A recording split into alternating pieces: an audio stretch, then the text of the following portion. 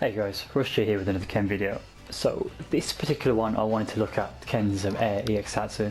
So for those of you who don't know, the Air EX Tatsu, it's negative on block now. I think it's like -2 and -3 on block, so it's not punishable on block. But you can't sort of set up frame traps off the back of it, so it's not a free way to get in now unless the opponent does get hit by it. Yeah, that's common knowledge. That's something you got to deal with. So if I set the opponent actually to, I think they set to EXTP. So if I guard all, yeah, you can block it. But if I press, it's a quick move. So I just probably press standing jab. Yeah, you didn't get a chance to press it. Got hit straight away. So yeah, that's the situation with the EX Air Tatsu. But what I've noticed is, I've mentioned this before, I think it's on Twitter, but you know, people don't really, I'm not really like a recognised Ken player, so no one's going to really listen. So the normal way you do Air EX Tatsu is you'd be around this range, and what you try and do is you try and jump up and quickly activate it in the air to get a low EX Air Tatsu to hit them, from this sort of range. So something like that, and you follow up with your DP or whatever you want to do. That's the traditional, or should I say, a season 1 sort of way to do it. That's what people were doing.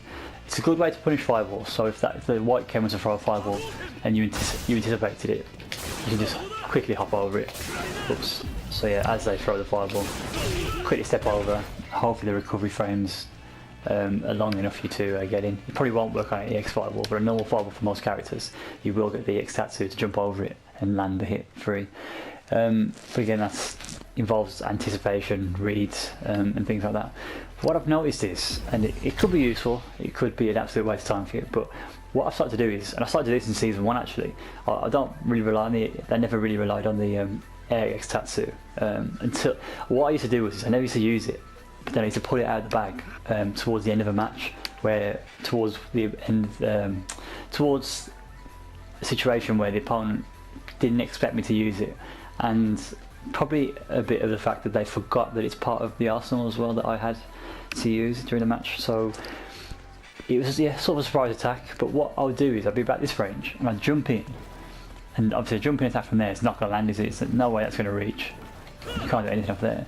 But I'll change the trajectory of the jumping with the EX Tatsu from about this range. So basically what I'll do is I'll jump in and late Air EX Tatsu, and it still clip them like that.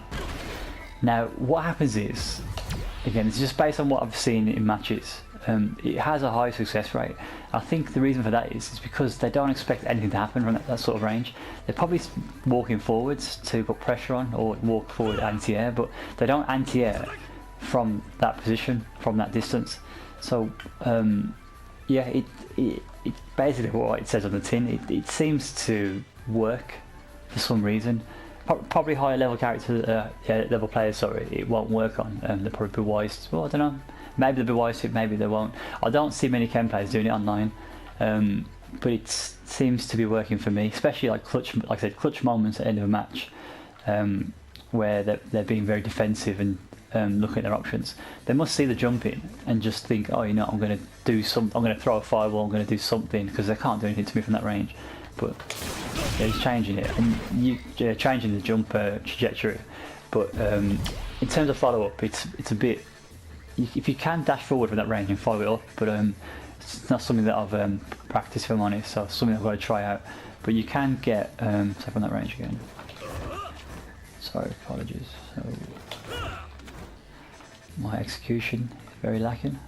So you can do a light punch DP for the most damage for a one hit follow up. 160 damage isn't too bad.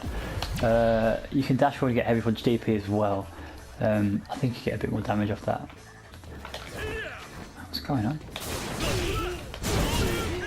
Yeah, so your light punch DP is probably the best option. Light punch DP you can V-trigger cancel as well for more damage. So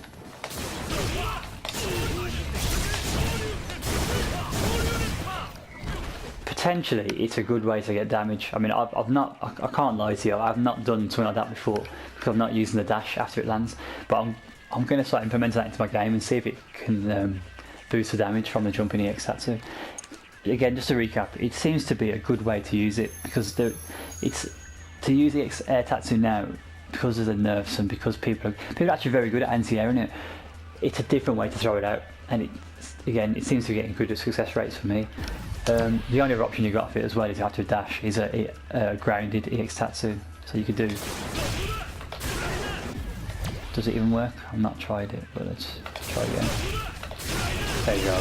So you can get that as well. If you want to maximise damage from 2 bars, that's probably the best way to do it. Give it a try. See what you think. I mean, if it doesn't work for you, let me know. If it does work for you, I'll be interested to hear.